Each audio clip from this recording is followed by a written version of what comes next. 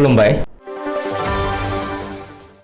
बडलेण्ड इंखं टेलिभिजननि स्टुडिय'आव आं मिथिंगा बसुमतारी दिनैनि गाहाय रादाबफ्राव दङ बनस'नि दैदेननायाव गाबोन दिल्लीयाव बडलेण्ड सोमावसारगोन गुबुन फारसे बिटिआर गोरोबथानि सागानगिरि आफादगिरिफोरा मिरु नखर मन्त्रालयजों सावरायगोन मुसलपुर कारुवाजानाव बिटिआर सोरखारा 9थि हादोरारि आखाइ इसान सान फालिदों आखाइ इसान साना जोंनि सिनायथि हारिमु आरो दोरोङारि प्रमद बर' जाख्ल'नायनि हेंथायै हेल्पलाइन नाम्बारफोर फोसावदों सोरखारा रायजोनि गुबुन गुबुन जायगायाव रेलजों सौग्रावना सानै सुबुंनि जिउ खहा भेरगावआव फुटबलनि मेगा सेलेक्शन मेला उत्तर प्रदेशआव टेटु बानायजानाय सानै सुबुंनि देहायाव HIV पजिटिभ मोनदों 3 रावारि सोदोब बिहुं दिहुननायनि DTP खालामनाय स्क्रिप्टखौ नायबिजिरफिननाय मावबादा बाक्सानि सालबारियाव गिख्रंथाव आरो मुगैजाथाव जाथाय मणिपुरनि मोननै जिल्लायाव कार्फिउ एबा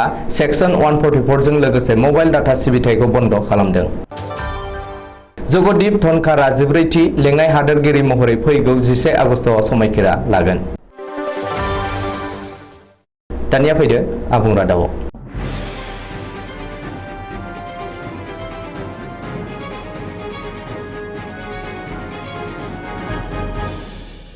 बर' हारिनि गुबुन गुबुन माहारियारि आफादनि दैदेनगिरिफोरा बे समाव दिल्लीयाव मिथिनो हानाय बायदिब्ला बिटिआर गोरोबथानि सागान होगिरि आफादफोरा गाबोन बेलासे 4 रिंगायाव मिरु नखर मन्त्रालयनि मावख'गिरिफोरजों बिटिआर गोरोबथानि दफा मावफुंनायनि सायाव सावरायगोन बेनि बागै एबसुनि आफादगिरि दिपेन बर'आ खौरां बिजोङाव फोरमायनाय बायदिब्ला बिटिआर गोरोबथानि दफाफोरखौ थाबैनो मावफुंनांगौनि थाखाय बिटिआर गोरोबथायाव सागान होनाय एबसुजों लोगोसे एनडिएफबिनि मोनथाम हान्जा फारियै एनडिएफबि-पि, एनडिएफबि-आर, एनडिएफबि-एस आरो एनडिएफबिनि मोनसे थान्दै हान्जाया गाबोन गोदान दिल्लीनि नर्थ ब्लकआव थानाय नखर मन्त्रालयाव सा सानजा ओनसोलनि डिभिजनेल सेक्रेटारि पियुष गयल आरो गोजौ थाखोनि मावगिरिफोरजों बिटिआर गोरोबथानि दफा मावफुंनाय आरो जोबथेसालियाव थानाय एनडिएफबिनि सोद्रोमाफोरखौ उदां खालामनाय आरो एनडिएफबि सोद्रोमाफोरनो गावखौ सुंथानाय होनायनि बागै गोबाङै सावरायगोन बिटिआर गोरोबथा खालामनाय मोनबा आफादनिफ्राय गासै 12 सोद्रोमानि मोनसे थान्दै हान्जाया गाबोन नखर मन्त्रालयाव सावरायगोन बे थान्दै हान्जानि सोद्रोमाफ्रा फारियै एबसुनि आफादगिरि दिपेन बर' लेङाइ आफादगिरि सानै फारियै खोरोमदाव औवारि रोमदोन बसुमतारी एनडिएफबि-पिनिफ्राय सिला बि जायख्लं एनडिएफबि-आर डिनिफ्राय बि अनजालु दानसोरां रिमोनलां एनडिएफबि-एस निफ्राय आथिखालनि बिटिआरनि इएम बिआर फेरेंगा एबा रनजित बसुमतारी आरो इउबिपिअ निफ्राय आफादगिरि मनरन्जन बसुमतारी आरो पीताम्बर ब्रह्ममोना गाबोन मिरु नखर मन्त्रालयाव थिखानाय समनि गेजेरावनो बिटिआर गोरोबथानि दफा मावफुंनायनि बागै सावरायगोन होननानै मिथिनो हादों मख'नो गोनांदि गाबोननि बे सावरायनाया मोजां फिथाइ थायगोन होननानै एबसुनि आफादगिरि दिपेन बर'आ मिजिं थिदों गुबुन फारसे बनस'नि दैदेननायाव गाबोन गोदान दिल्लीयाव आलादा रायजो बडलेण्डनि थाखाय सोमावसारगोन बेनि थाखाय बनस'नि दैदेननायाव आलादा रायजो बडलेण्ड सोमावसारनो सिगांनायखौ मदद खालामनाय गुबुन गुबुन आफादनि दैदेनगिरि सोद्रोमाफोरजों लोगोसे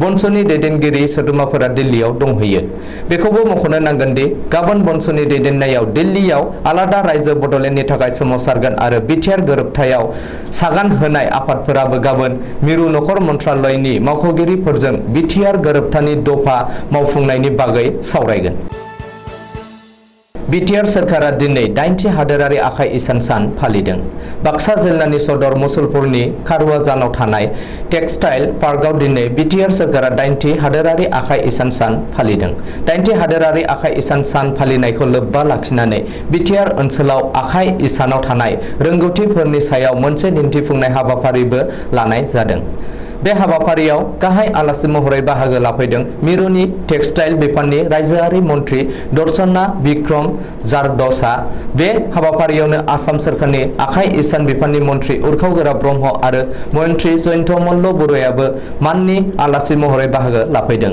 बेनि अनगायैबो मुसलपुर कारुवाजाननि टेक्सटाइल पार्कआव दिनै 9थि हादोरारि आखाइ इसान सान फालिनाय हाबाफारियाव बिटिआरनि गाहाय प्रमद बर' लेङाइ गाहाय गबिन्द चन्द्र बसुमतारी आखाइ इसान बिफाननि मावफुं सोद्रोमा धनन्जय बसुमतारीजों लोगोसे BTCAL नि बुंथिगिरि खाथिराम बर' गोबांसा MLA EM आरो MCLA फोर आखाइ इसान बिफाननि मावख'गिरिफोरजों लोगोसे बिटिआर हालामनि रोजा रोजा सि दाग्रा आइजोफोरा बाहागो लायो। बबेखानि गासै 3 लाखनिख्रुइबो बांसिन दागिरिफोरजों बुंफबनाय बिटिआरआ आखाइ इसानाव मोनसे गोहोगोरा मिरु। बे लोगो हमलायनाय मेलाया सि दागिरिफोरखौ गावनि रोंगौथिफोरखौ फुवारनानै होनायाव खाबु होगोन होनना बिटिआरनि गाहाय प्रमद बर'आ बुंथिनायजों लोगोसे बिटिआरनि आखाइ इसानखौ बुहुमनि दरबाराव लांनो अरायसम नाजानायनि थाखाय union state minister of textiles Darshana Bikram जारदसानिसिम गोजोननाय बावदों। मख'नो गोनांदि कारुवाजानाव थानाय हेन्डलुम एन्ड टेक्सटाइल पार्कखौ 50 कौटि रां बाजेटजों जौगाखां होगोन होननानै फोसावदों प्रमद बर'आ। बबेखानि 50 कौटिनि गेजेराव 10 कौटिखौ बिटिआर सोरखारा आरो 40 कौटि रांखौ मिरु सोरखारा होगोन होननानैबो प्रमद बर'आ बुंदों। आखाइ इसाना जोंनि सिनायथि हारिमु आरो दोरोङारि। बे बाथ्राखौ बुंदों बिटिआरनि गाहाय प्रमद बर'आ। मख'नो गोनांदि बिटिआर सोरखारा दिनै मिरुनि टेक्सटाइल बिफाननि रायजोआरि मन्त्रि दर्शना बिक्रम जारदस, आसामनि आखाइ इसान बिफाननि मन्त्रि उर्खाव गोरा ब्रह्म, केबिनेट मन्त्रि जयन्त मल्ल बरुवानि नुजाथिनायाव बिटिआर सोरखारा 8थि हादोरारि आखाइ इसान सान फालिदों। 8थि हादोरारि आखाइ इसान सान फालिनायखौ लोब्बा लाना बिटिआरनि गाहाय प्रमद बर'आ आखाइ इसाना जोंनि सिनायथि हारिमु आरो दोरोङारि होननानै गावनि अफिसियेल फेसबुक पेजआव लिरदों। बबेखानि जोंनि सि दागिरिफोरा गावसोरनि आखाइ इसानाव सिमांखौ दायो जाय बेनि गेजेरजों जोंनि गोसोनि मोन्दांथिखौ बेरखांहोयो। बिटिआरनि आखाइ इसान दारिमिनखौ रैखाथिजों लाखिनो आरो गोजौआव दैखांनो थाखाय जों गावखौनो बावसोमबाय आरो जोंनि सोरजिनायफोरखौ बुहुमनि दरबाराव लांनो थाखाय हानायसिम नाजागोन होननानैबो प्रमद बर'आ फेसबुक पेजआव लिरदों। रायजो सोरखारनि सोरबा सोरखारि मावख'गिरि एबा मावफारियाया नोंथांनाव घुस बिदों नामा? जुदि घुस बिदों अब्ला जिंगानांगौ गैला। घुस लानाय आरो होनायनि हेंथायै गोख्रों जादों रायजो सोरखारा। घुस बिनाय सोरखारि मावफारियानि हेंथायै गोरलैयैनो अजद होनो हासिगोन। बेनि थाखाय आसाम सोरखारनि भिजिलेन्स एन्ड एन्टि कारापसन एबा नोगोर थिग्रा आरो जाख्ल'नायनि हेंथा बिथोनगिरिख'आ हेल्पलाइन नाम्बारफोर फोसावदों। आसामनि स्पेसियेल एडिजिपि जिपि सिंहआ बे जर'खा हेल्पलाइन नाम्बारखौ टुइट खालामनानै फोसावदों। मख'नो गोनांदि घुस बिग्रा मावख'गिरि एबा मावफारियानि हेंथायै 6026901243 नाम्बाराव वाट्सएप खालामना टल फ्रि नाम्बाराव 180034537767 कन्ट्रल रुम 036124629295 भिजिलेन्स आरो एन्टि कारापसननि SOP 9435024100 आव कल खालामना अजद हरनो हागोन। बेनि अनगायैबो इमेल आइडि complaints@vac@gmail.com आरो टुइटार @dirvac आसामाव फोरमाय हरनो हागोन। मख'नो गोनांदि रायजोनि माखासे ओनसोलाव सोरखारि मावफारियाफोरा घुस लानायनि गोख्रों अजदफोर सिखांनायजों लोगोसे बे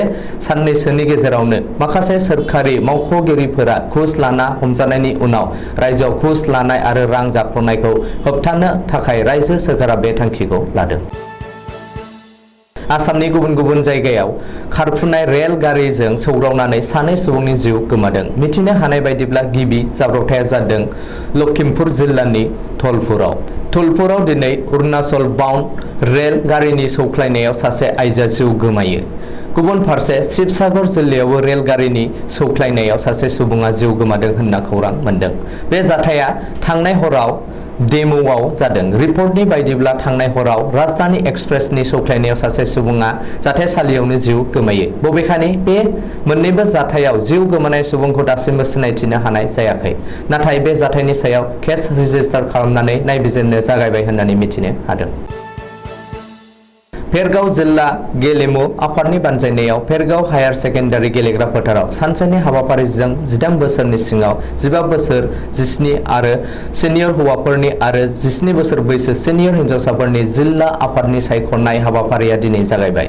बे सायख'नाय हाबाफारियाव भेरगाव जिल्लानि सिङाव गासै 500निबो बांसिन फुटबल गेलेग्राफोरा बाहागो लाना गावनि रोंगौथिखौ दिन्थिफुङो एबा जिल्लानि जानानै गेलेनायनि खाबुखौ लायो।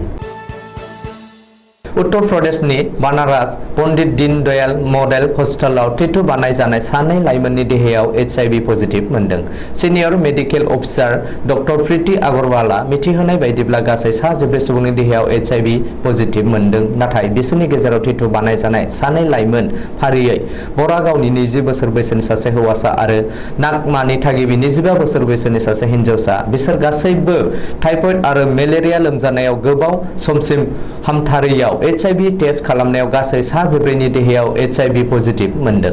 बेनिखायनो जाथायनि सायाव उत्तर प्रदेश पुलिस आरो सावस्रि बिफाना गोख्रोङै नायबिजिरगासिनो दं होननानै सुलुङाव फोरमायदों। थांनाय 2016 मायथाइयावनो आसाम सोरखारनि आनन्दराम बरुवा राव आरिमु आरो हारिमु फसंथान आबिलागनि बानजायनाय आरो राङारि अनसुंथाइजों सुजुनाय आरो लिरनानै फोजोबनाय आरो DTP खालामनाय बर', असमिया, इंराजि 3 रावारि सोदोब बिहुं सुजुनाय खामानिखौ फोजोबनो थाखाय मैया 6 आगस्ट 2022 खालारनिफ्राय फैगौ 11 आगस्ट 2022 खालारसिम सानद'नि हाबाफारिजों प्रुफ नायनाय खामानिखौ मैयानिफ्राय गुवाहाटी नोगोरमानि बर' थुनलाइ आफादनि समाज थुनलाइ हारिमुआरि मावथांखिसालियाव जागायनाय जाबाय। मैयानि गिबि साननि प्रुफ नायनाय मावबादायाव आबिलागनि बिथोनगिरि प्रफेसर डक्टर दिलीप कुमार कलिता, गुवाहाटी मुलुगसोलोंसालिनि प्रफेसर डक्टर अनिल कुमार बर' थुनलाइ आफादनि बारग' गाहाय नेहाथारि आरो बारग' लेङाइ आफादगिरि गपिनाथ बरगयारी, बर' थुनलाइ आफादनि बारग' नेहाथारि आरो बारग' लेङाइ आफादगिरि बिसेश्वर बसुमतारी, बर' थुनलाइ आफादनि बारग' गाहाय नेहाथारि आरो बारग' लेङाइ आफादगिरि कमलाकान्त मोसाहारि, कटन मुलुगसोलोंसालिनि बर' बिफाननि लोगो बिबुंगिरि डक्टर बिश्वजित ब्रह्म, आबिलागनि लेङाइ बिबुंगोरा डक्टर करुणाकान्त काकति, आबिलागनि रां बिफाननि मावख'गोरा भुपेन कलिता आरो आबिलागनि लोगो बिबुंगोरा डक्टर पलाश नाथमोना बाहागो लादोंमोन। मुंख'जाथावदि थांनाय 2021 मायथाइनि जुलाइ दानाव गिबि खेब प्रुफ नायनाय मावबादा खुंनाय जादोंमोन। नैथि खेब प्रुफ नायनाय खामानिखौ थाबै फोजोबनो हायोब्ला थाबैनो आसाम सोरखारनिफ्राय बे 3 रावारि सोदोब बिहुंखौ सेबखांनानै फोसावनो आसामनि सोलोंथाइ मन्थ्रि डक्टर रमेश बैगु बिथाङा रादाय होखानाय दं। बे बर', असमिया, इंराजि 3 रावारि सोदोब बिहुंखौ सेबखांनानै फोसावनो हायोब्ला गुबुन गुबुन बर' रावारि नङि सुबुंफोरा बर' रावखौ गोरलैयैनो सोलोंनो हागोन होनना मिजिं लानाय जादों। सासे गोर्बोआव गोनां आइजोखौ फिसाय आरो नखरनि सोद्रोमाफ्रा इनाय अनागार खालामदों। बाक्सा जिल्लानि सालबारि महकुमानि बेन्दोङाव थानाय बारेंगाबारि गामियाव बे मुगैजाथाव आरो लाजिथाव जाथाया जानो मोनदों। रिता बरजा मुंनि सासे आइजोखौ गावनिनो फिसाय सोमेश्वर बरजाजों लोगोसे बिहाव बिखुनजो गासैबो गोबाव समनिफ्रायनो मेन्टेलि आरो इनायै देहायारि साजा होबोबाय थादों। प्रेगनेन्ट आइजोखौ मैया सनिबारनि मोनाबिलि समाव फिन आरोबाव रिता बरजा मुंनि प्रेगनेन्ट आइजोखौ फिसाय आरो नखरनि मानसिया खुगायाव सफा मुथेनानै बुयै बुसै गुबुननि नखराव गारना दोनहैयो। उनावहाय प्रेगनेन्ट आइजोनि बिब' बिगुमैया फुङावनो लांफैनानै देहा फाहामसालियाव लानानै थाङो। फिसाय आरो नखरनि मानसिफोरजों इनाय अनागार खालामजानाय आइजोखौ सालबारि आदर्श देहा फाहामसालियाव फाहामथाय होदोंमोनब्लाबो गोजौ फाहामथायनि थाखाय बरपेटा मेडिकेल कलेज देहा फाहामसालिसिम दैथायहरो। गोबाव समनिफ्रायनो अयथासार खालामजानायनि गासैबो खोथाखौ फोरमायो खाफाल गाज्रि आइजोआ। प्रेगनेन्ट आइजोनि नखरनि सुबुंफोरा रिता बरजानि फिसाय आरो नखरनि मानसिफोरनि बेरेखायै पुलिस थानायाव एजाहार होबाय होननानै मिथि होदों। मणिपुरनि मोननै ट्राइबेल ओनसोलनि जिल्लायाव सोरखारा सेक्सन CRPC 144 फोसावनायजों लोगोसे मबाइल डाटा सिबिथायखौ बन्द खालामदों। बिष्णुपुर आरो सेनापति जिल्लायाव बे आयेनखौ जाबसिननाय जादों। सुलुङाव फोरमायनाय बायदिब्ला मणिपुरनि बिष्णुपुर जिल्ला आरो सेनापति जिल्लायाव गोबां कुकी ट्राइबेलफोर दं आरो मणिपुरनि बै ट्राइबेल जिल्लाफोरखौ अट'नमास डिस्ट्रिक्ट काउन्सिल दानानै होनांगौ होननानै सोमावसारगासिनो दं। मणिपुर सोरखारनि नखर बिफाना थासारिखौ नोजोर होनानै बे थांखिखौ लादों होननानै मिथिहोदों।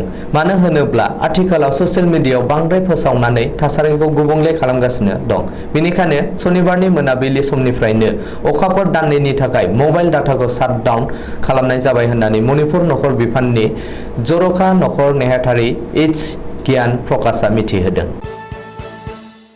NDA नि मददजों बिसायख'थियाव देरहासारनाय जगदीप धनकारा जिब्रैथि लेङाइ हादरगिरि महरै फैगौ 11 आगस्तआव समायखिरा लागोन।